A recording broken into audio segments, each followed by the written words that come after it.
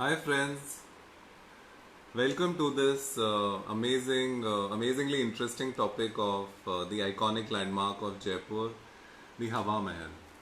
Welcome all of you. Let me begin with the traditional Rajasthani greeting, Khamagani, to all of you. Well, this is so interesting for me because Jaipur is my hometown and this place is very close to my heart and uh, yeah.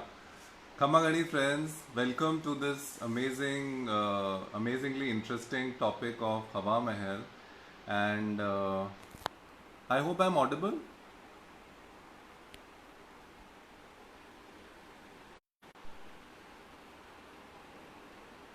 Hi, I hope I'm audible. Hi, this is Dushyant Singh, and I am beginning this talk of on Hawa Mahal, and I want to talk to you about this fantastic monument. Let's begin this amazing uh, monument and its journey. So this is how Hawa Mahal used to look like back in the day. It's a beautiful black and white image of Hawa Mahal. Thanks to Swapna ma'am, we could have a look at this wonderful vintage image. And this is how Hawa Mahal looks like today. So I have had the good fortune of visiting this monument in February when these pictures were clicked, and this magnificent structure is about 80 feet in height and about 80 to 90 feet in height, and as you can see, it's made up of pink and red sandstone. And if you look closely, you can see that it is in the shape of a More Mukut. Because why a More Mukut? Because the king Savai Pratap Singh, who got this monument built, uh, told his architect Lal Chand Usta to fashion a memorable monument which was an ode to the Lord Krishna, because he was a Krishna devotee. Savai Pratap Singh ji was a Krishna devotee. So this structure is an ode to Lord Krishna, and it looks like a more mukut, so to speak. When I say that, it also means that it looks like uh, a crown made out of more punk, and it has got five stories from bottom to top, as you can see, and we'll have a closer look in another picture. Yeah. So, so this gives you a very clear image of what the beautiful lattice work and the chhajjas and the finials and each window and each jharokha is different from the other, broadly speaking. And uh, here I would like to draw your attention to the beautiful architectural details. This type of architecture, where the chhajjas and the edges are sloping downwards into pointy aspect, is taken from Bengal. It is from Bengal that this style was exported westwards, and the Mughal Empire played a major role in the Mughal Empire played a major role in this dissemination of the architectural language. So, the Chala or the Bangla type of architecture of the temples of the east, the Bengal area, that translated into these kind of architectural style in Mughal monuments in Agra, in Delhi, and then because Rajputs and Mughals had a very close association, so it permeated into the architecture also in the Rajputana of that time. Um, yeah, so let's move on. And here I would also like to say that it is red and pink sandstone, and uh, the finials are all every jharoka, every window is topped by these beautiful finials, as you can see. It also resembles a honeycomb of a bee structure. If you uh, have seen, if you have seen that. So moving on.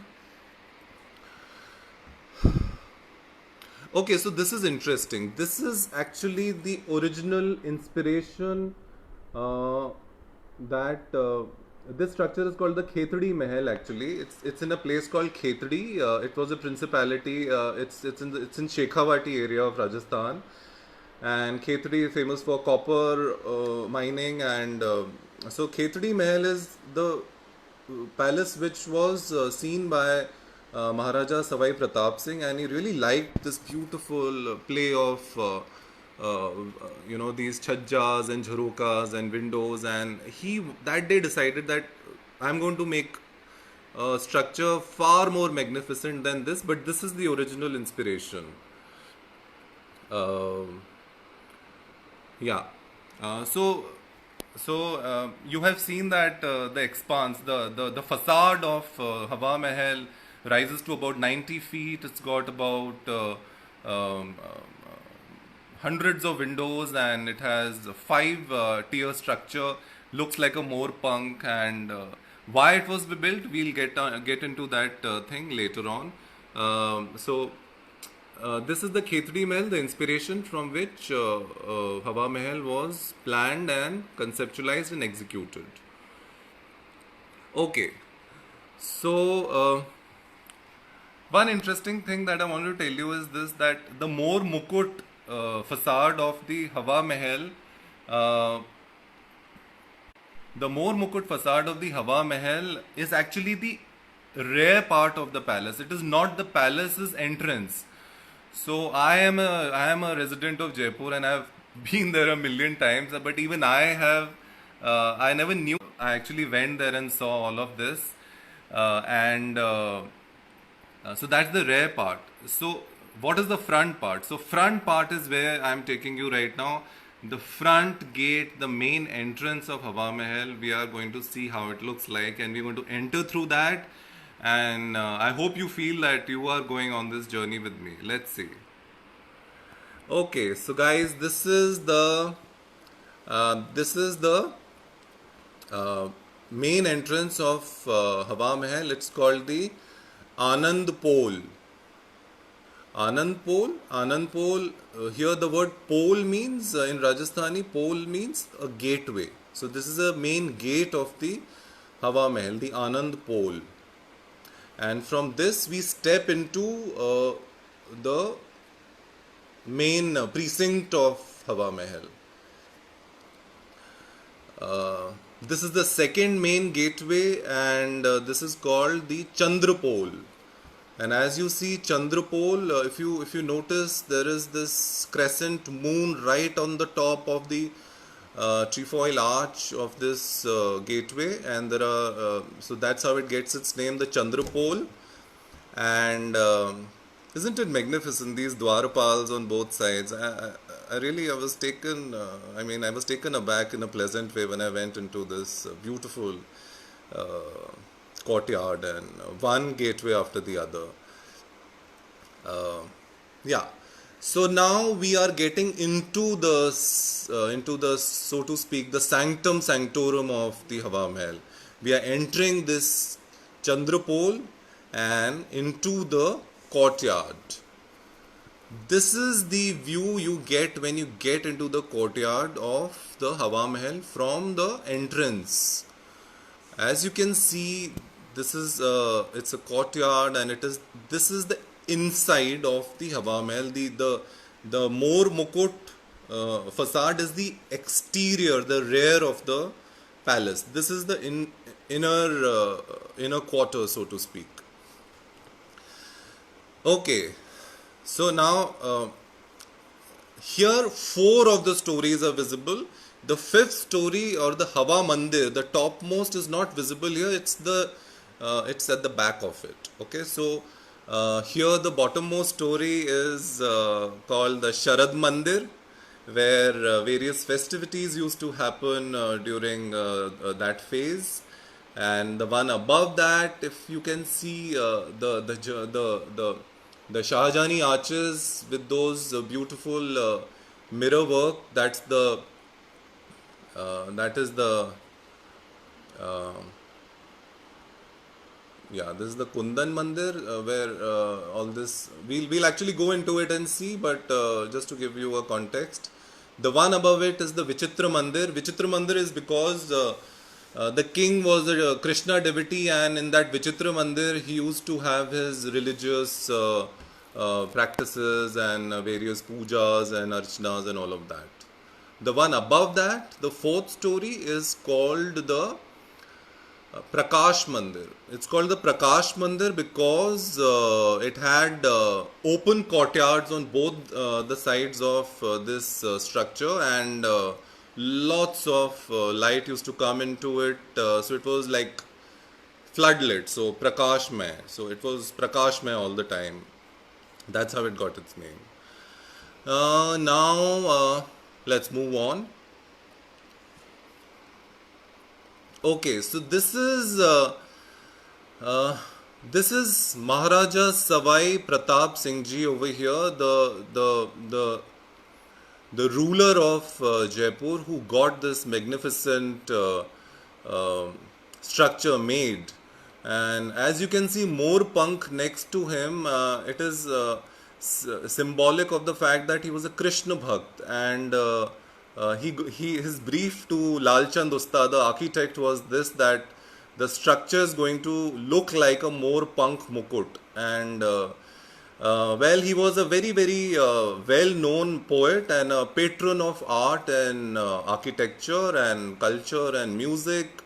And by the way, he used to write poetry in praise of Lord Krishna, and he used to write poetry in the praise of Lord Krishna, and in a style, in a language called Dingal language. And it was a language of the Charans and Bhats, the court. This is a caste in Rajasthan, Charan.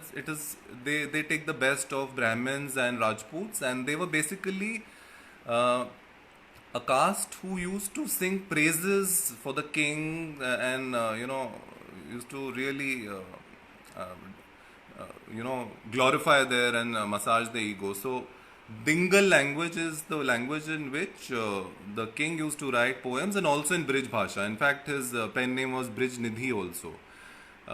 And all these poems were in praise of Lord Krishna. Yeah, so let's move on. So that's Savai Pratap Singh Ji for you. Moving on. Well, this is the entrance of the private quarter of the king, Savai Pratap Singh Ji, and this is called the Pratap Mandir. And Pratap Mandir is where he used to stay, and this room used to overlook this large courtyard. And uh, just have a look at how beautiful this gilded door frame is. It's made up of metal and wood, and it's gloriously beautiful. I mean, what an eye can catch, a picture or a video can never do justice to that. Rest assured, that was magnificent. It was beautiful when I saw it. I hope you can see the beauty too. So these doors are metal and wood. Yeah, and this is a very interesting arch which leads into the Pratap Mandir, the private residence of the king, Maharaja Savai Pratap Singh Ji. And when I saw this beautiful, this arch, I stood there and gazed and enjoyed it for a moment, because in Delhi we haven't seen these arches. It's a variation of the Shah Jahani arch. It's a scalloped arch, but it has a very interesting tweak to it. Uh, getting the element of the more punk also, so to speak. If you notice it carefully, it looks like a more punk, isn't it?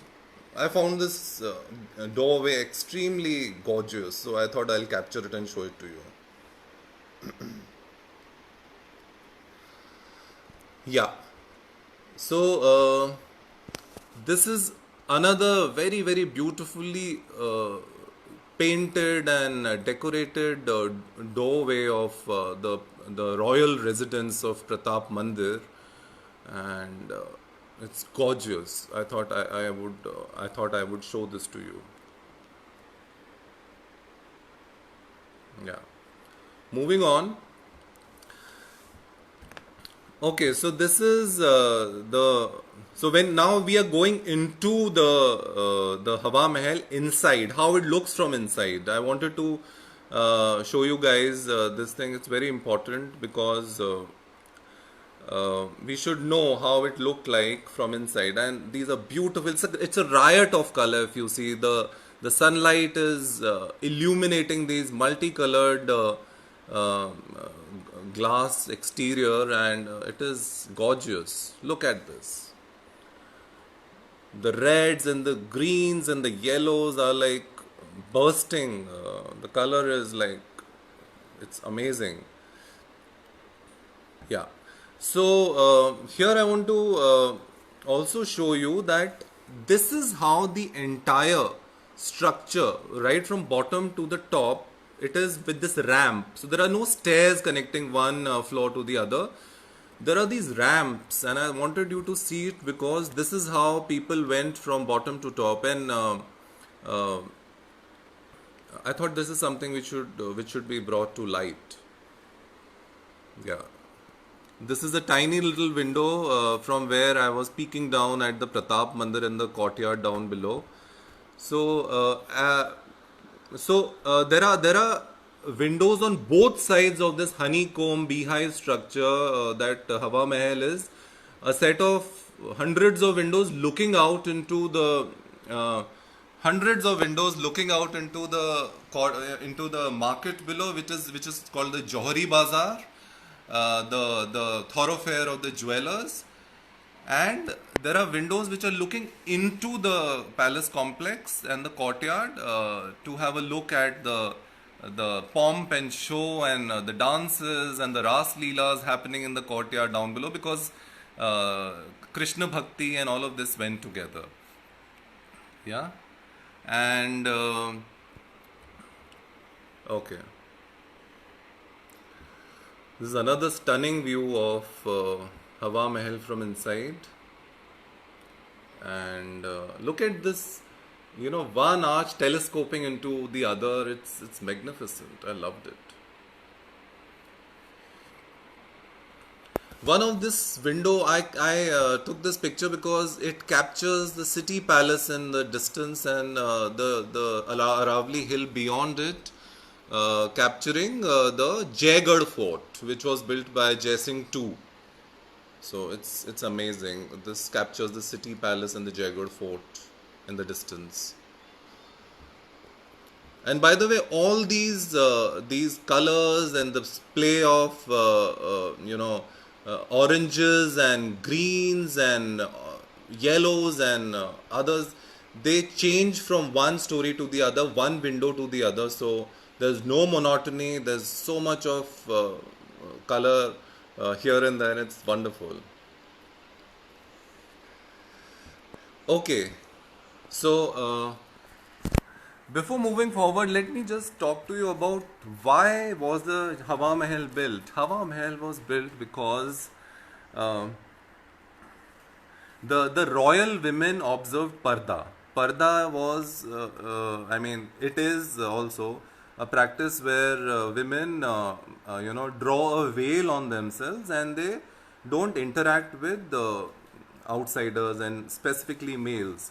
Uh, in the royal household, it was considered very important because they had to maintain their privacy and they had to maintain their sort of a distance between the plebeians and they were the patricians, so they were like maintaining a distance and it's also an element of patriarchy somewhere. So Hawa Mahal was built by the king so that the women of the zanana, the royal household, they could see what's happening across on the Johari Bazaar and in the thoroughfare, because they used to be very bored. They wanted some change. So this palace was built so that they could maintain their privacy, and yet they could look down and enjoy what's happening in the market down below, because nobody from outside could look inside, but these women could have a good change. They could see the Gangor and the Tej festivities down below, because as you know, Jaipur is very well known for Gangor and Tej festivities, because uh, for some reason, Parvati, the deity, is worshipped for both the festivities, and in fact, from the Zanana Deodi of the city palace, the Gangor procession goes out. It goes out from the city palace, from the Zanana Deodi, and winding its way across the old city, and it's a sight to behold. People from far and wide come there, and so to see Tej festivities and Gangor festivities and other daily things, these women used to use this Hawa Mahal to see that. Now here I would like you to show. So we are at the so no, we are at the Prakash Mandir. I have clicked this picture from the courtyard on either side of the Prakash Mandir, and there are several such chhatris with the Bangladar roof and the finials and the Shahjahani arch below the Bangladar roof. So it's amazing, and the workmanship is beautiful. This is picture which I clicked from the uh, from that story of Prakash Mandir, and it gives a beautiful bird's eye view of the courtyard. This courtyard is where the Pratap Mandir opens into, and the royal chamber of the king, royal chamber of the king opens into, and this is the place where the Hindola festival or the uh, Jhulan festival of Radha Krishna used to be celebrated, because the king was a Krishna Bhakt. And this is where the women used to prance around and play Holi, and this entire area used to reverberate with the music. The sound of the laughter. You can imagine, it's amazing. So let's move on. Okay, so this is from the courtyard of the Prakash Mandir, how the Hawa Mahal looks like from that place. So I wanted the viewers to have this look and this view, how these jharokhas and chajjas and the jalis look like. It's gorgeous. Yeah. And this is one tiny little window of the mandir. The Prakash Mandir, which looks down into the Johari Bazaar, and yeah, it's amazing. You can imagine how these royal ladies would be gazing down upon these windows, looking at the down market down below. Another picture of the backside of the uh, Hawa Mahal from the Prakash Chowk. Yeah.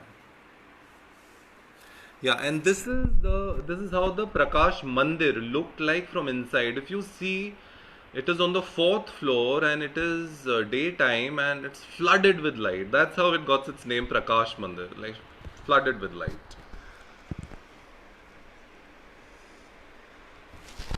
Okay, this is very interesting. This view is from the Prakash Mandir, and that and that and that thoroughfare you see there over is Johari Bazaar, and that intersection is the Badi Chaupad.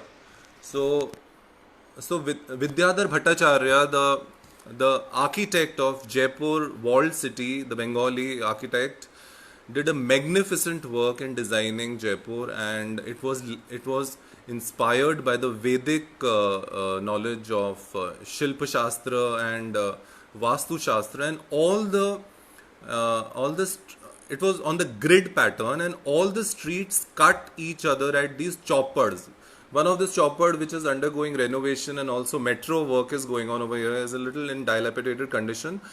But this was a big public square. So Chowpad was a big public square on which these huge roads cut at right angles. So Vidyadhar Bhattacharya did magnificent work in designing this beautiful city. Um, yeah. And one more thing I want to quickly add over here. Uh, one of my favorite chroniclers of Delhi, R.V. Smith, had he had written in one of the articles that when Junoon was being shot in Jaipur, Kendall and Jennifer Kendall used to come to Johari Bazaar for shopping of jewelry and other things, while Shashi Kapoor used to hog on all the tasty sweets which this place is famous for because he had a sweet tooth. So this is a very interesting aside. I thought I'll tell you. Okay. These are the two courtyards from the top between each gateway. So just to give you you an idea how it looks like from top. Okay, this is very interesting. This view I captured because I wanted you to see the world famous Jantar Mantar, which is also a World Heritage Site, from here. And Jantar Mantar, as you know, or if you don't know, some of you, this was built by Savai Jai Singh II, and he built five Jantar Mantars. These were basically astronomical observatories. And why I'm mentioning Jantar Mantar today is because today is World Astronomy Day also. So this particular giant triangular wall is called the Vrihat Samrat Yantra, and it is used to calculate the time, the local time, and it's extremely accurate, extremely accurate. And when we are on Savai Jai Singh II, let me tell you, the Bangla Sahib Gurudwara in Delhi was actually his Bangla, Savai Jai Singh II's Bangla, which was later on given to the Sikhs to build the Gurudwara. That's how the name Bangla Sahib comes, because it was Bangla of Savai Jai Singh II. And while he was staying at that site, he got the the Delhi Jantar Mantar also built. So yeah. And in that distance, we can also, in the right, we can see the city palace and the Jaigarh fort built by Savai Jai Singh II on the hill next to it. And on the left hand side, we can see that tall minaret. It's called the Sarga Suli or the Isar Lat, built by Savai Ishwari Singh.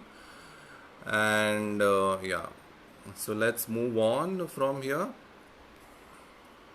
This is from the window towards the towards the Johari Bazaar side, how it looks like, and the whole city spread out, and the Aravalli Hills in the far distance.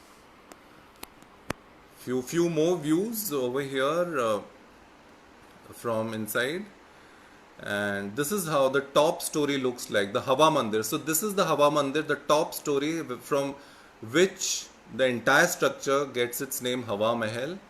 And as you can see over here, it's mentioned, it's written in Hindi also, Hawa Mandir. I hope you can see Hawa Mandir written. So this is the topmost story. And yeah.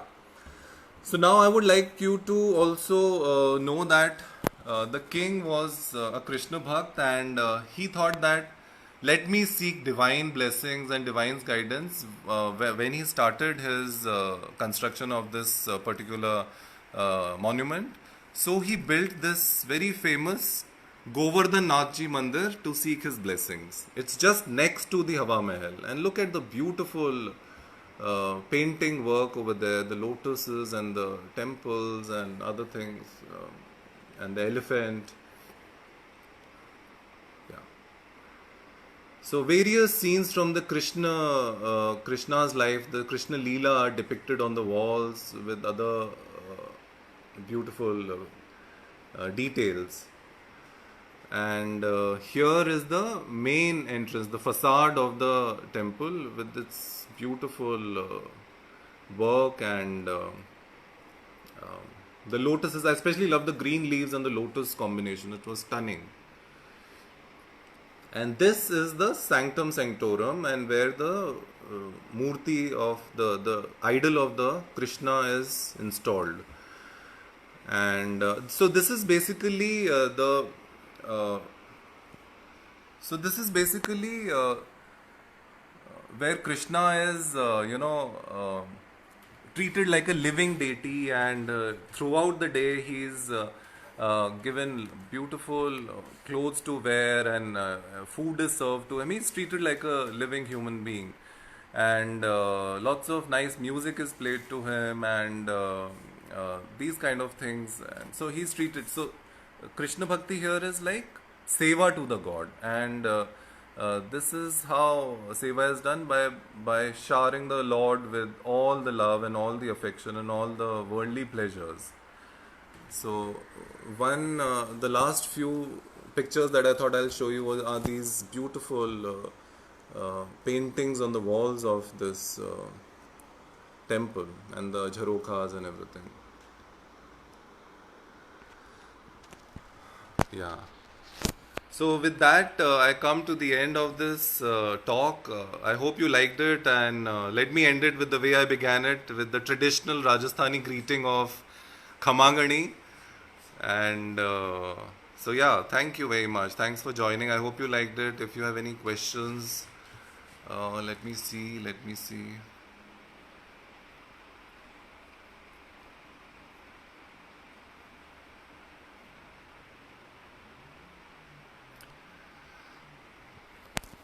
Yeah, Sweta, I think there are about 900 or so jharokas, and yeah.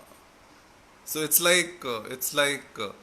so when the wind blows, the hot winds in Rajasthan, when they blow through this jalis and this screen, it's a giant screen, and it cools down the hot winds. And when the winds come into the courtyard, they are cooled down, and it's beautiful over there. It's very, very pleasant.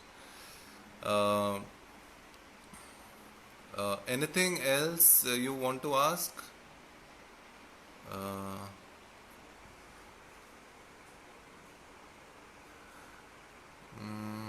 yeah, Krishna is a very, very popular deity in Rajputana. Yes, Sweta, you are absolutely right. Meera and Govind Dev Ji Mandir is not very far. It's just stone's throw from this place, because even Hawa Mahal is part of the city palace. It's just the edge of the city palace. The Govind Dev Ji, the famed Govind Dev Ji Mandir, is inside, much closer to city palace. Yeah.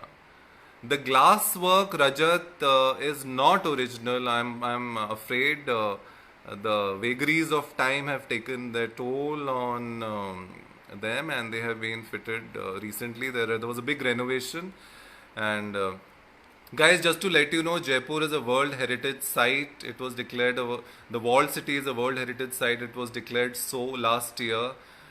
Before that, the Amer Fort and the Jantar Mantar were World Heritage Sites. So yes. Uh, yes, Parul in Chittod also similar chalk is there, and yeah, thank you, Swati. Uh, yeah, the foundation, Sweta, you are right. The foundation of Hawa Mahal is not too deep. The reason being, if you have seen the structure, it is perforated by thousands of jalis and so many jharokas. So the weight of the structure is not too high, which is why the foundation is not too deep. Yes, that's right. Uh, Mughal Azam was shot at Jantar Mantar, Parul. I don't think so. It must have been shot at the city palace or somewhere next to it. I don't know. Yes, Swapna ma'am, you are right that there are no tall structures next to this, so it's very, very important. So the Jaipur Municipal Corporation has come up with a standard uh, rule, and because of which the UNESCO World Heritage Site, uh, uh, the place was declared a World Heritage Site, because the government was so strict in implementing these rules that no tall structures are going to come anywhere in the walled city. Otherwise, it obliterates the view and spoils the whole thing. Yeah, Sweta, it's very right. It's one of the rare buildings where ramps are there, no stairs are there. Yes, because these ladies and the women of the household, royal household, used to be taken to topmost stories with the help of these makeshift sort of what do you call it, something to roll, something like that. Yeah. So any questions? If that is not, so then this is the end of it. I hope you liked it, and thank you very much. Hope to see you soon, sometime very soon. Thank you very much.